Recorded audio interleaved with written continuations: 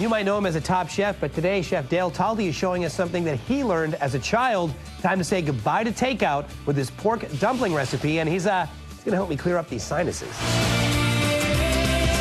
Plus, top chef Dale Talde is passing on the tricks that he learned as a child. Stick around, we're going to get his perfect pork dumpling recipe, and you can get your kids involved in this one too. Better, we'll be right back. Now we've got JD over in the kitchen who's doing a little bit of investigative research. I am exactly that. You may recognize this gentleman from Bravo's Top Chef and Top Chef All-Stars. It is Chef Dale Talde. He's got a delicious pork dumpling recipe that you can get the kids involved in. And would you say, before we start that, because we just did the beer segment, beer or wine pairing with these? Always beer. Always beer. I like spicy dumplings, and beer always, spicy food and dumplings to me always. Spicy dumplings and a cold beer. I like Absolutely. it. All right, this is, and we can make this at home, yeah? Absolutely. Don't have to be a pro, don't have to be up to your cooking standards? Absolutely, Okay. absolutely not. Making dumplings was something that my mom, we all as kids had to do before we went off to do whatever we wanted to do. So she would put some pork and chive mix here, and you can use anything that you want. You know, any filling, very simple. Have pre-ground pork, add some scallions to it, a little bit of salt and pepper, and then your dumplings are ready to go. But I could do chicken, I could do vegetarian, whatever I like. Absolutely, absolutely. Great. It's really, you know, it's really about what you want to put into it and how you want to fold these dumplings. Okay. So I think the folding is probably going to end up being the tricky part for me, anyway. Well, it's very simple. I mean, they could be as intricate as the ones that I have right here. Right. Or they can really just be ones that you toss over. Like a beautiful half moon, Pacific Rim burrito. Exactly. Okay. And as long as you keep everything kind of sealed up and tight. Look effortless. Sealed up and tight. Yeah. They're ready to go. Can I try one? Absolutely. All right. Please do. So a little water on the edge. Mm-hmm. Okay. And that's going to give me my stick, right? That will give you the seal. These dumplings are store-bought dumplings that have a cornstarch, have a little cornstarch around them. Okay. So I might have gone too much there. No. That's fine. No, he says it's good. Yep. Get down. Yeah, Get down. Show it. Who's there boss. you go. There we go. Okay, good. Okay, all right. There you go. Okay. As long as it's sealed all the way around, nice and airtight, then we're good to go. All right.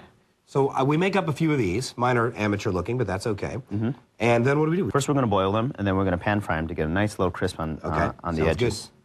Good. There you go. You can check my work if you like. I totally understand. Perfect. Okay. Perfect. We're going to take some of the ones that we have.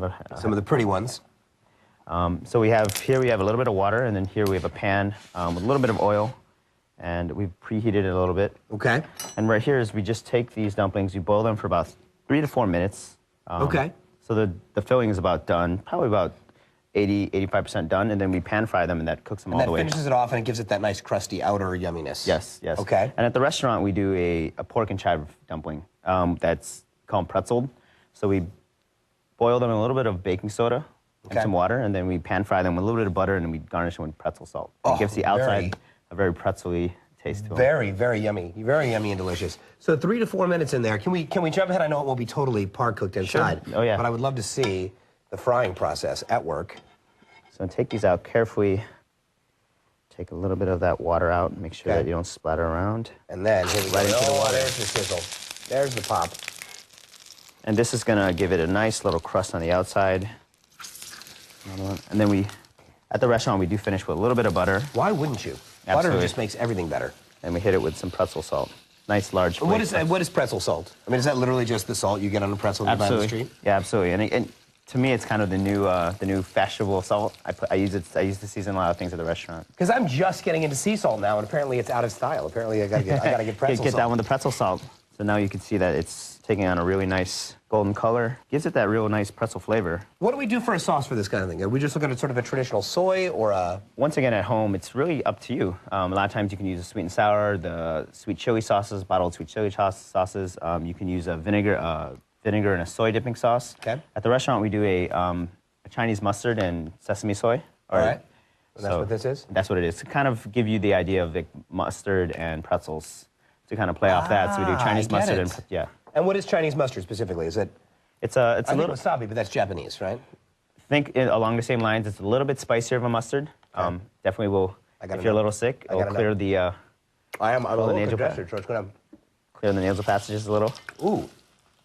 Yeah, who needs decongestants when you got that? That's good. So that's why I say, pairing this with beer, some spicy dumplings, some spicy mustard, and then the cold beer sort of will cut it. Absolutely. Cut it a little bit. nice salt content to it. These are good, and these seems like something I could make at home. Tell me, just before we go, tell me a little bit about these two dishes here that you brought us. So these are dishes that we do at the restaurant. On the left-hand side is a one-bite salad. It's a perilla, a little bit of tamarind caramel, a little piece of dried shrimp, some chili, and some coconut, and some peanut. And this is a peanut curry. It's a Filipino curry is what we call it. Short rib braised in coconut milk, a little bit of shrimp paste, and some curry. Wow, both of those look really delicious. All good stuff. Chef, thank you very much. You can check out Dale's restaurant, by the way. It is appropriately named Talde. It's in Brooklyn. You can get all these recipes on our website, bettertv.com. Just look for the recipe tab, and we will have them there.